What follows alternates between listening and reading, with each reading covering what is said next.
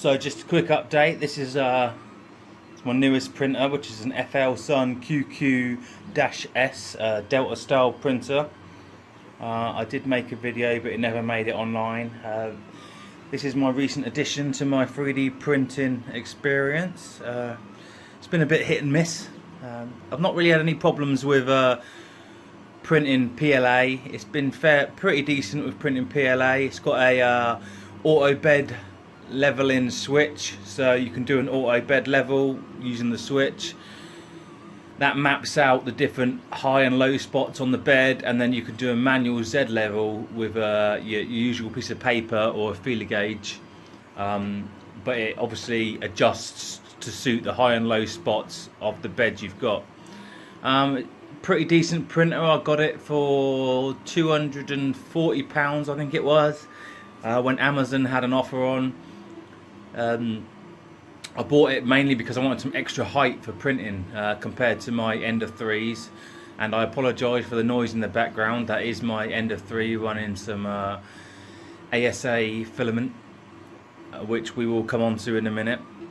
Yeah, so the FLSUN QQ-S, it's a decent printer.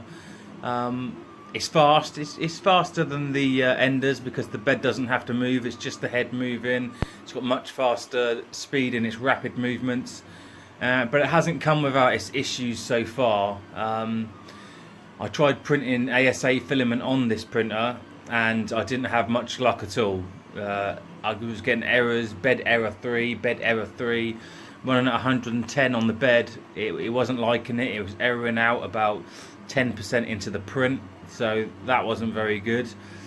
I spoke to FLSUN, who they're fast to reply, but you pretty much need to rely on their Facebook group for any kind of help, questions. There's not much there, as with a lot of Chinese 3D printers.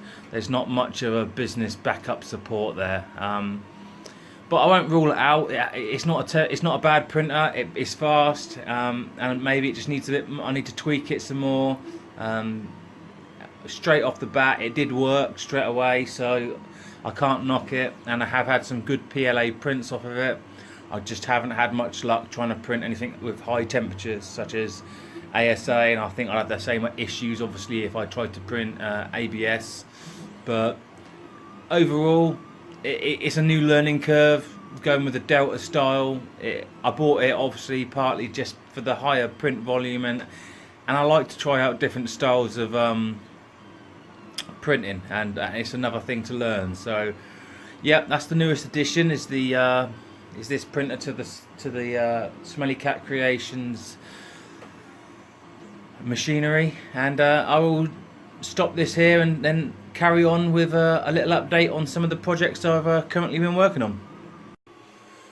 Okay then, so some of the things I've currently been working on are, you may have seen if you follow my Instagram page, which hopefully you do because that's where most of my updates get posted, just made this very simple flower press. It's I've been making some epoxy jewellery recently, and generally I haven't been using the best method for pressing the flowers, so I made a very simple flower press out of some leftover sapele I had, which I cut out of another job. I could stack it higher, add some more cardboard, add some more paper, have multiple layers of flowers.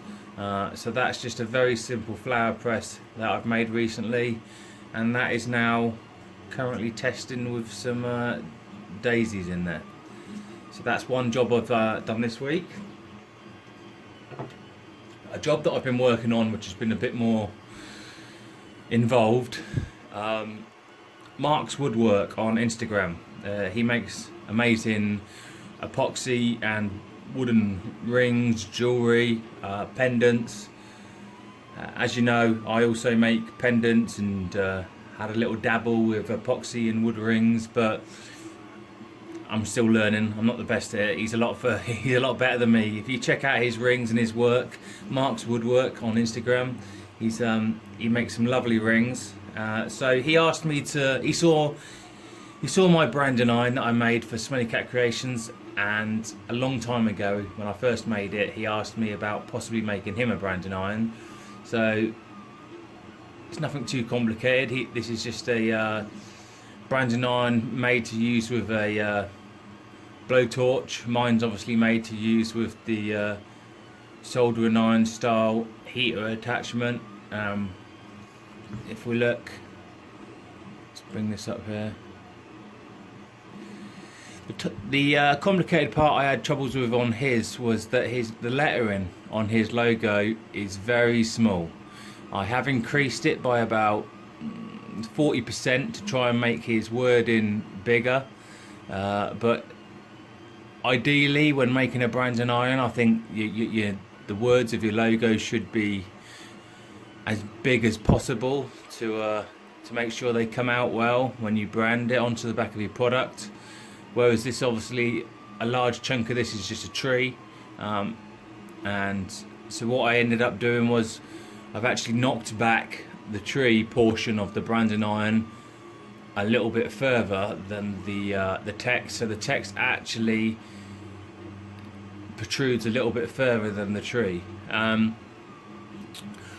It's all a learning curve.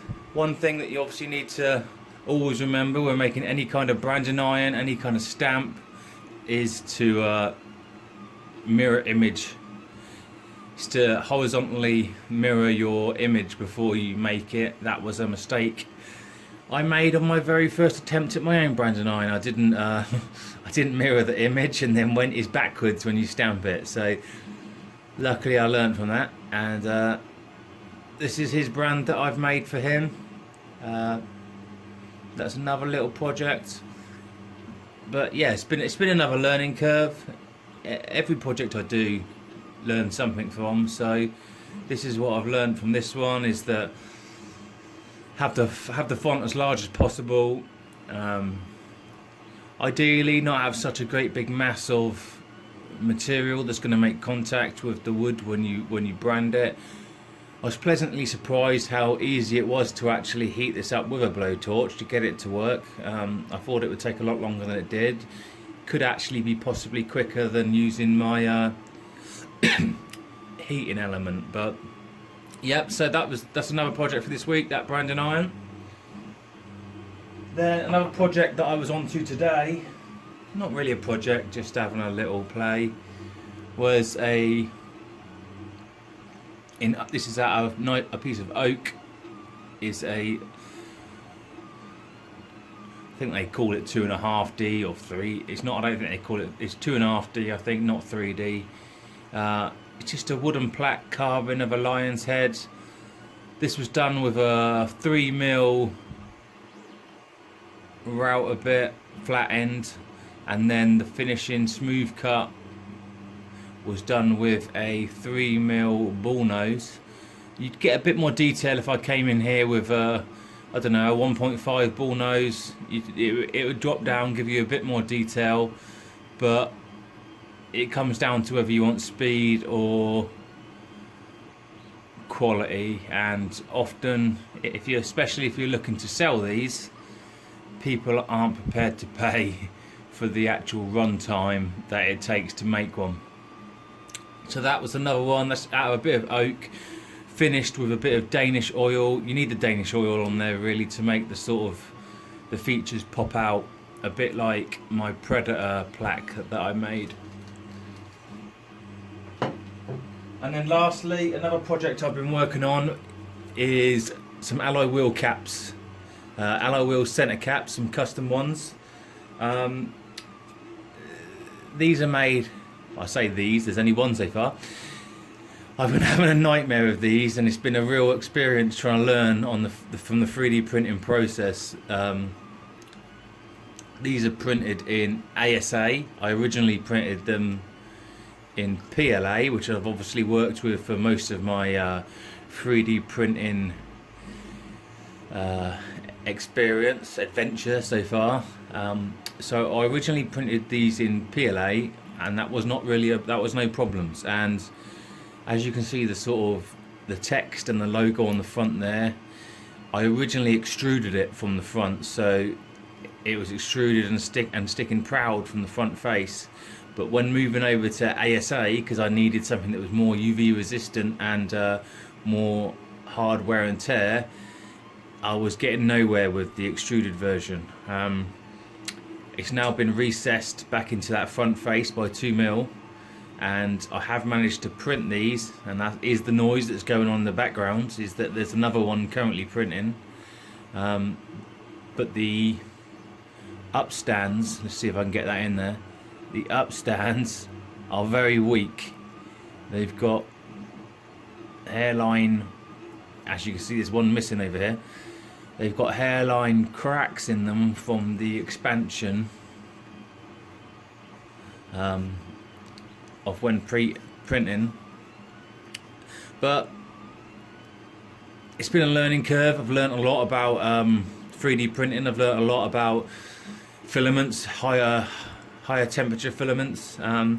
So as much as it's been quite frustrating trying to print these, it's been a big learning curve, and for that at least I have to say it's been worthwhile. So that's most of the projects I've been up to this week. And over the next week I plan to finally get the laser tube fitted into my laser printer, laser cutter, laser engraver. It needs to be done. It's been needed to be done for a few weeks now since I bought the tube. I plan to do that over the next week, and I'll post that up hopefully once that's all up and running. So thanks for watching, and please like, subscribe. I will get better videos with better me in them and better photos shot. Yeah, so thanks, like and subscribe. Please make sure you follow the social media pages, Instagram, Facebook, and appreciate you watching the video. Thanks very much.